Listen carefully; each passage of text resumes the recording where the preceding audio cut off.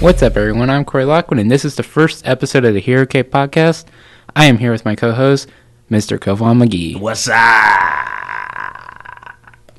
All right, Kovan, do you want to tell the people about yourself? Well, hey, if you guys don't know who I know. If you don't know who I am, now you do.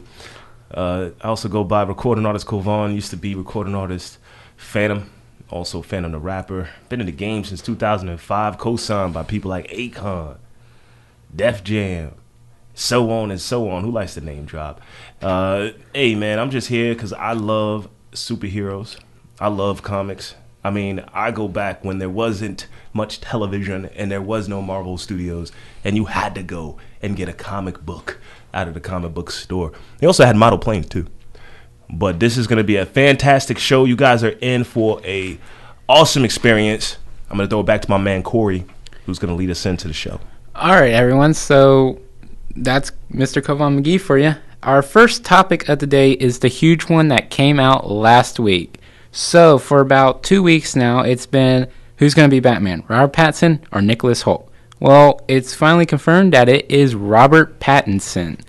So, Mr. Kovan McGee, you have some very strong words on this, and then I'm going to give my level-headed approach to it. All right, so you want me to go ahead and give you my take. Listen, what the hell are these people thinking? The casting agents casting this new particular film. I don't get why they would put the man who played a vampire to play Batman, Bruce Wayne. I mean, this guy was twinkling and shit. He was a heartthrob for little girls. There's nowhere that this man can play Bruce Wayne. I mean, this is a billionaire playboy, assassin / ninja. I mean, we can't be taking it away from a guy like Ben Affleck. If people got a problem with Ben Affleck, come see me, man. Look, man, hit up my Twitter. That's R.A. Kovan McGee, Twitter.com. Listen, Robert Pattinson is not the guy to play Batman. Well, Kovan, the thing about Ben Affleck is his alcohol issues, and he also wanted out of the role. Well, listen, man, people drink. You know how hard it is to be the Dark Knight? Listen, it killed Heath Ledger. That nigga committed suicide. That nigga he wasn't Batman, he was Joker, but still, that's the whole point of working in the Batman universe. It obviously drives motherfuckers to the bottom. So the way I feel is that Ben Affleck could have just been sent to AA or something. You know what I'm saying? It's like, look, man, we'll throw another $1 million on top of that, bro. Look, just go ahead, we'll slip you some in your coffee here and there. Maybe he played Batman better being on the bottle. I mean, come on. Sometimes people need to do a little smoke, a little something, and they just come out. The talent come out. I'm sure James Brown did this. I know this has nothing to do with Batman. I'm just saying. But I get it. I get the stress there. I get that he probably had to deal with some alcoholism, but you could have still found somebody better than Rob Pattinson. Well, Ben is my favorite Batman. Affleck? Yes. I don't disagree, man. He was the perfect balance of Bruce Wayne and Batman. When you're looking at the Batman character, Bruce Wayne and the Batman are two separate characters. Bruce Wayne is the mask. Batman is who Bruce Wayne became the night in Crime Alley his parents were killed. Correct. But, as Ben Affleck said, I don't want to work out every day. Sometimes I want a cheeseburger, and I want to enjoy the time with my kids. I don't want to be working out every single day. Mr. Affleck, I understand. But when you look at Affleck's history, he went from Kevin Smith movies to the awful Daredevil movie to the freaking Batman and The Town and Argo and all those movies. Man, I'm going to start a petition. Oh, Lord. Because the way that I feel is that Mr. Affleck, listen, if you ever get a chance to hear this podcast, sir, and I'm going to hit you on Twitter with it, you must work out, man. What you want to do? You want to be 60 years old with a beer belly? You trying to settle down. We need you playing Batman. We can't have kids like Robert Pattinson playing Batman. Okay. I mean, heck, we could even go back to Christian Bale if possible. Well, no. Bale doesn't want back in. We're screwed. Okay. The future of the Batman universe is done. I had the same feelings about Pattinson that you do when I first heard that he was the front runner for the role. When you look at Robert Pattinson, you gotta look away from Twilight. You gotta look at the small indie films that he does. He's trying to get away from Twilight. He is trying his best to get away from that role. You gotta look at the small indie films. Being a glittering vampire? there's a movie that I really want to watch that I heard he had one of his best performances in. It's called The Lost City of Z. It stars Charlie Hunnam, Tom Holland, and him. That's been on my to-watch list for about a year now. I just never have gotten around to getting the Blu-ray for it. I'm going to watch that movie. I'm going to see how he does and see if I can pick anything that would work in the Bruce Wayne role and the Batman role for him. Then I'm going to try to watch his small indie films to see what he's bringing to the table, because trust me, I love Batman. Yeah. And I don't want another George Clooney. Nah, we don't need another George Clooney. See, George Clooney told Ben Affleck that it would ruin his career. I had seen some particular article via a... it's not much of it's a reputable application, but I cannot say it over the air because then all of our piracy stuff will get out. But basically, they were saying that, Clooney's like, look, man, he apologizes for his horrible role. Yeah. He also told Ben Affleck he probably shouldn't do it because it ruined it can ruin your career. But I feel as though that was improper information. Ben Affleck still went ahead and took the role, and I just not to get off of Pattinson, but I really enjoyed watching Ben Affleck. I've watched Ben Affleck's career ever since I was a young man. Now, Pattinson, I haven't seen much of his indie films, so I wouldn't know him outside of Twilight. But just looking at the guy and looking at his image, what, are they going to dye his hair? The guy doesn't even have black hair, man. He looks fine. He looks fine. Now, we ain't saying it like that now. No. He looks fine to play Bruce Wayne. Bruce Wayne doesn't always have like 15-year-old Bruce Wayne from like Gotham? What my one request from Robert Pattinson is bulk up a lot and look at the big Batman comics and try to find your balance, because you are playing two separate characters. Correct. That's what I want him to do. You can't. So it's official. He's our new Batman. Yes, Robert Pattinson is Matt Reeves' Batman for the Batman film. I can't see it, dude. I don't know what it is. I just can't see. I can't see him with the voice. I can't see him in the suit. Well, for Batman, he just uses a voice changer. I can't see him standing next to the current actor who plays Superman. Well, he's most likely out too. Oh, see, they just ruined the DC universe. They need Shazam. He wants the Brinks truck. They need Shazam. Shazam needs to be brought into Gotham. So there you go. Robert Pattinson is Batman, and honestly, good luck to you, fella, and hopefully you can give us a good look at this version's Batman. Okay, for our next topic, we move over to the Marvel Universe as the Black Widow movie begins production in Norway. So, Kovan, so what do you think about the Black Widow movie? It's going to be a prequel for her backstory. You got it. It's definitely going to be a prequel. I did get a little bit of the scoop on that via the awesome internet, the all-knowing internet. I think Scarlett Johansson, number one, is hot, right? Who doesn't? She doesn't like our side, though, unfortunately. But it's honestly probably calling. It's smart of how Marvel Studios is going to keep their bankroll going. How well will it do? I mean, I don't really know how many Black Widow fans is out there, because I'm thinking of Jenna Scarlett, playing that role, Johansson playing that role. But I don't really know how many fans actually are tethered to her specifically or to the Avengers themselves. I know Thor, makes a killing. I know Captain America for sure will make a killing. Well, Kovan, but it ain't gonna be. It's no powers. Ever since Iron Man 2, fans have been asking for a Black Widow movie. They have asked for it. Once again, it's gonna be a hit or a miss depending on how they present it to us. She has no powers, so we're not gonna see anything extremely awesome as we would in an Iron Man movie, where we're watching tech, we're watching Tony Stark do his thing and his humor. It could be John Wick-esque to an extent with the action scenes. So more of a dark kind of a Marvel movie. What I would do for the action scenes for Black Widow is get the Daredevil or John Wick stunt team on board. Now, which Daredevil team? Are you talking about the cinematic one, or are you talking about Netflix? The only Daredevil. You do not identify or acknowledge the Netflix version? No. No. Well, you would like sponsorship, Netflix, but however... Netflix Daredevil. That is the only Daredevil. Oh, that is the only Daredevil that you actually... Charlie Cox is Daredevil and will always be Daredevil. Sorry, Ben Affleck. We love you, brother. We want you to be Batman. Not Daredevil. I don't even think Ben Affleck identifies that movie as one of his roles. He just took the check and ran. He did take the money and ran, man. There was a lot of flack. The only thing he thanks that movie for is Jennifer Garner. That's it. Now, a prequel for Black Widow. I mean, basically, I believe we haven't got much information on how this film is going to take place, but it's going to be, I believe, back in her KJB. From the days. production shots, it looks like they're going for the look she had in the Red Room flashbacks in Avengers Age of Ultron. Yeah, I remember that when she sat there and she had a little bit of a breakdown and was thinking about her training and what the KJB put her through. So we may be seeing a young Black Widow. This might take place in 3 separate time periods.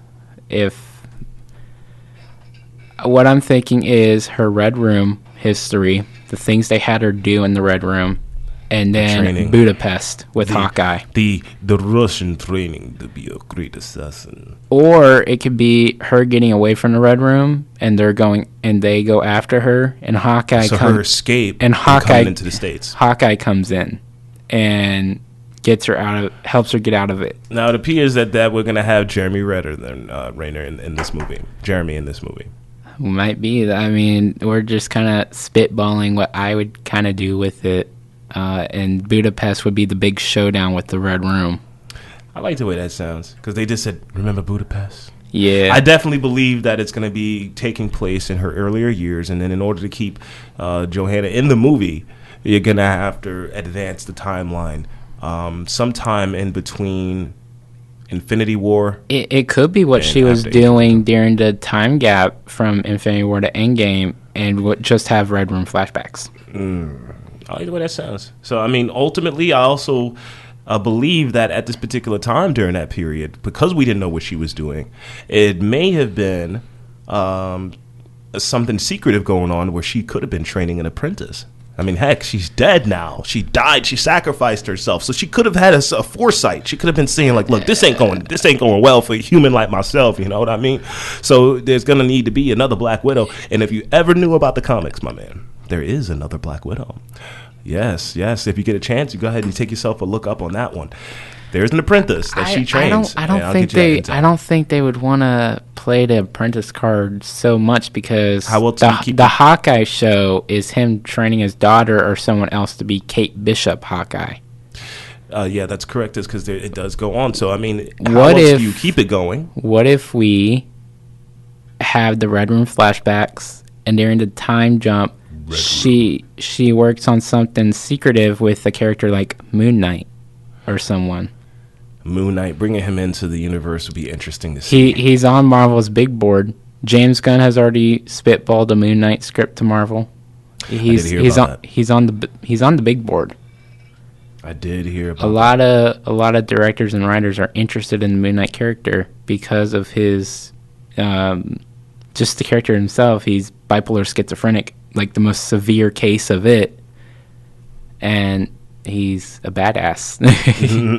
Now, I believe that possibly who they're going to be bringing out here, it would be Clairvoyant, which would be the new Black Widow, and that would be taking place since she had passed away. It did happen in number 4 issue of the Black Widow comic. I'm just not a big fan of that because we're getting that in a couple years with Hawkeye. Yeah, I mean, you don't put it past producers, man. They will, if it's not broke, don't break it. So they will constantly wash, rinse, repeat, and they will utilize the same thing they'll do for Hawkeye with Black Widow because you can only do one movie then. The thing with Marvel is they have to keep it fresh now. Mm-hmm. Plus, we also need some holes filled in. What happened with Captain America when we went back in time when he went to go live out his dream with his. You have the What If, his wife, and you had the What If series that's coming out on Disney Plus, and you also there's rumors that he could be appearing in the Loki series, hunting down Loki through time to fix that altered reality. Interesting. That's going to be something interesting to see. So ultimately, altogether, my take on Black Widow, it's in the works, and I'm definitely eager to see what it's going to turn out to be. It could be something more like a Jason Bourne kind of feel, like you called it. I want a spy movie with good steady action scenes, no shaky cam crap, none of that, no, not a bunch of cuts. I just want gritty Netflix Daredevil, John Wick style action. That's like 1990s movies you're asking for. That's a lot to ask for in these 2000 era. Look, if a Netflix show can do a bunch of one-take action scenes where it's steady and you can see what's going on, a multi-million-dollar movie can do it. All right, copy that. What's next? All right, so an Avengers Endgame leaker account on Twitter says Sony wants Venom in Tom Holland's Spider-Man 3. This leaker account leaked segments from Avengers Endgame like Fat Thor and Captain America yielding Mjolnir. You know, that let me just start off with that one. The Venom movie is not something I've watched twice now. I've only seen it once. I've never seen it. I boycotted it. You boycotted the film. I refuse to see it. I refuse to see it on HBO. I refuse to watch it. You boycotted the film. You should have went exclusive, like an all, like, do not watch Venom Street or something like that. What was it about the film that you didn't enjoy? Or you didn't want to see? I want all the Spider-Man characters in control of Kevin Feige. And I love Tom Hardy, too. Tom Hardy is good. Yeah. See, the guy who played Venom was great. They did see what's messing me up is you had Tobey Maguire Spider-Man, right? You know, now that's like people don't want that, right? We got all these different guys, Andrew Garfield. Now we got the new guy. I forget his name. What's his name? I really forget his name. Tom Holland. All right, so we got Tom Holland as the new Spider-Man, but originally the Venom was the fellow from that '70s show. Yeah, Topher Grace. And he was a good Venom. He was. You didn't like him as Venom, really? He played Venom, but he was an annoying Eddie Brock. Tobey Maguire could have easily kicked his ass. Of course, but he was just annoying. He like, I'm jealous, Peter. You know, he was perfect because that's how Eddie Brock was in the cartoon, and that's how he was in the comic book. He was obnoxious. But there's some things that they're missing when they bring in Venom. People don't know about another character, and I wonder if you know that I'm going to bring him up, and not to divert from Venom himself, but Venom is only necessary because of one other character who also hit the planet. Do you know who he is?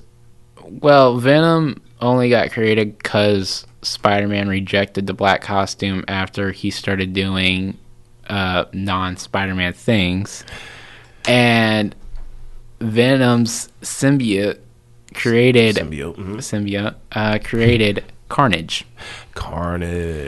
Venom cannot take down Carnage by himself. No. The only way you can take down Carnage is if Spider-Man and Venom work together. Correct. Carnage is that powerful and that unhinged.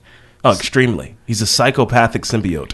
And the whole thing was and that Maximum Carnage, they had to bring in Iron Fist and a couple other heroes just to take him down. Correct. Because he's a piece of work. And what's so cool, though, to honestly see Venom coming into the next Spider-Man 3. I mean, I think also that might be a little bit early.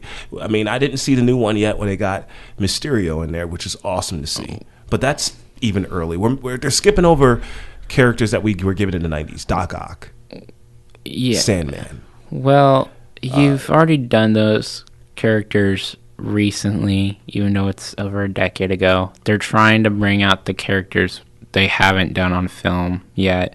They're apparently it's rumored that they're bringing in Norman Osborn. Norman Osborn will probably be the guy that bought Avengers Tower from Tony. You talking about Norman Osborn is now alive in this version? Yeah. He never became the Green Goblin yet. Not yet. You see how they're changing it all up from how I remember Spider-Man?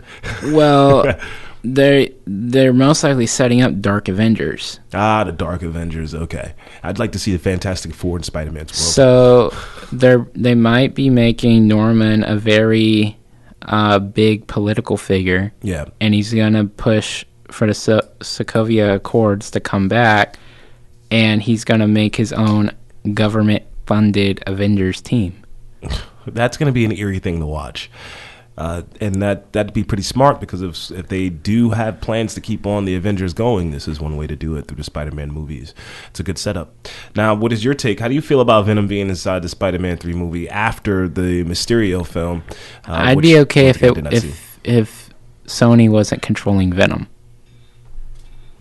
Like, it's a completely different Venom. So what I think they're going to do if Sony gets their way, because it seems like Disney So you didn't like the fact that Eddie Brock can control Venom a lot more than he could in the movie. I never watched the movie. So the Venom was a little more controlling.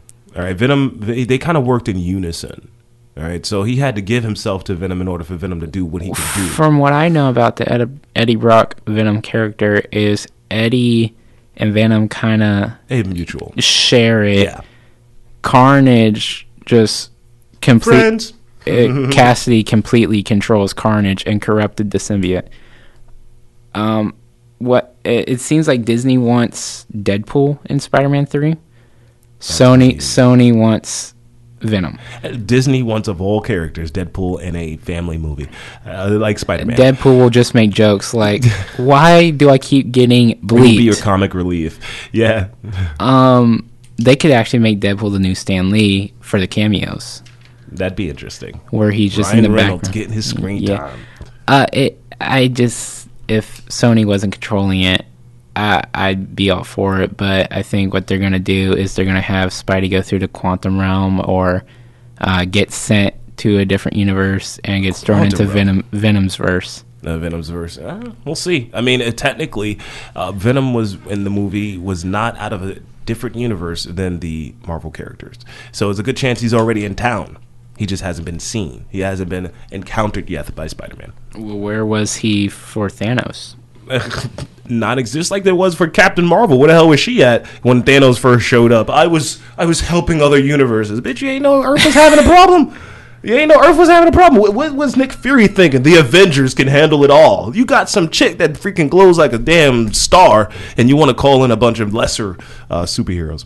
And Thor, of all people, should never got beaten by Thanos, and he knows it. That's why he got his belly. Actually, technically, he tried to. It was his transition into Odin. He was trying to have his big hero moment, like, I got you, bitch. Yeah, everybody knows you never do that. The bad guy does that shit and loses, right? The bad guy monologues for way too much longer, and then he never gets the job done. So what do you got up next? I'm excited about this next one. Sticking with Marvel, the Falcon and the Winter Soldier Disney Plus series will begin filming in August in Australia. Now, that's an interesting one. So the Falcon and the Winter Soldier, which would mean we have Bucky taken front and center in a movie. That's going to be weird. Well, he's a sidekick. So is Falcon. He's a side. This is weird. This is sidekick movies. Well, if you really think about it. It's confirmed that Baron Zemo and Sharon Carter will be in the series. Oh. So my guess is it's going to be Falcon, now Captain America, and Bucky get told by Sharon Carter, "Hey, Zemo got out, and we need to go get him." So I think they're gonna be hunting down Zemo. Now Zemo knows the code words to flip Bucky back on his head. That's true. I just love the Screen Junkies, not to go on a little tidbit here, but the Screen Junkies version of their little comedy regarding Zemo and his elaborate scheme to get the Avengers to fight themselves. It's just kind of comedy. Well, now it was referenced that Shuri deprogrammed Bucky's brain, but it was just kind of like a throwaway line, I think. Yeah. So Zemo may know something to reprogram Bucky's brain, and they need to go get him. Now, this is not a film specifically. This is supposed to be a TV series. Yes, on Disney Plus. On Disney Plus. And Kevin Feige already confirmed that the Disney Plus series will have major effects on the MCU as a whole. So it won't be like the Netflix or Agents of S.H.I.E.L.D. show. It'd be much better. It has movie-like budgets, and it will, like, set up movies and stuff. Oh, that's so it's a... So sign up for Disney Plus now, because they also had The Mandalorian coming out, which is a bounty hunter Star Wars show. Oh, I like the way that sounds, like a job and Jon Favreau is behind it. Jon Favreau, man. That is my guy. I love a lot of his films. So yeah, check that out. Falcon and the Winter Soldier coming out August 2020. Disney Plus. So, circling back to DC with our last topic, DC and Warner Brothers have added legendary comic writer Tom King to help Ava DuVernay write the New God script. Tom King. Now, you go ahead and you start off on this one. Tell me what you think about this one. Well, Tom King has written Batman comic books, correct? Yes. So I mean, adding comic book writers to help write comic book scripts is nothing new in Hollywood. Yeah. From what I see from Ava DuVernay, she has films and documentaries and shows under her belt, such as Selma, A Wrinkle in Time, and the new Netflix doc When They See Us. All right, so and this is DC and WB of comic. So, New Gods, is this supposed to be prequel? Is this supposed to be taking place after them defeating Darkseid's fellow? What was that guy's name? I can't seem to remember. Steppenwolf. Is this taking place after that, or what's the timeline here? They might be doing what Marvel's doing with the Eternals. It might be a prequel because the New Gods have characters like Darkseid in it. They're kind of like. I always thought it was Darkseid. Darkseid. Everybody has a different way of pronouncing it. It's Darkseid. Tomato, potato. Yeah. Whichever you so choose. I'm not that familiar with the New Gods, but if it works and it's a good movie, good script, I mean I'm gonna go see it. Unless it gets, bad reviews. I mean, that's just the way I am with DC movies. Every Marvel movie, it's about the casting, man. Every Marvel movie I see in the theater. With DC, if it has a bad review, I'll watch it when it comes out on Blu-ray. Yeah, I feel you, man. Because sometimes it's not worth the ticket. I'm looking up some more information about the screenplay, and it's supposed to focus on twin alien planets. The idyllic New Genesis and the hellish Apocalypse, which is ruled by equally powerful but morally opposite leaders. So New Genesis is ruled by the benevolent High Father, and Apocalypse by the despot Darkseid, or Side. And the comics have depicted Darkseid's efforts to destabilize the fragile peace between the worlds as part of his scheme to eliminate free will from the universe. So Darkseid, I want to eliminate free will. So he would be another Thanos of DC, correct? Or worse. If memory serves me right, Thanos was after Darkseid was created. Interesting. So Darkseid's more than like a Brainiac. Yeah, it's kind of like the Namor and Aquaman situation. Darkseid was created before Thanos. Namor was created before he's definitely Aquaman. Definitely one of the most dangerous villains in the DC universe. So as for DC, Aquaman became more popular than Namor, and Thanos became more popular than Darkseid. So this all can set up additional movies for the Justice League, which has been struggling in the sense of what people think. I think the movies are great. At this point, I think WB and DC are just looking at the situation and going, okay, whatever works, we're keeping. Whatever doesn't work, we're going to retool, recast, whatever we got to do. Yeah. And if the actors want to stay, they can stay. If they don't want to stay, well, get out. We'll recast you then. I think they're just trying to clean house and retool the entire universe, so you'll have Gal Gadot's Wonder Woman. Because they need to compete with Marvel. I mean, DC is just as exciting if people ever paid attention to the comics. I enjoy them. Both sides have said, look, we support one another because we need competition. Correct. If we don't have competition, the movies are going to suck. People are going to go watch them. They'll switch genres.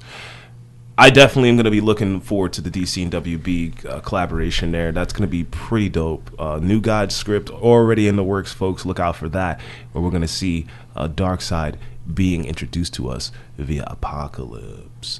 Hey, I'm Kavan McGee. Thanks for having me in here on this show, Corey, man. I'd like to do this some more on some more of these talks about the heroes that we so much enjoy.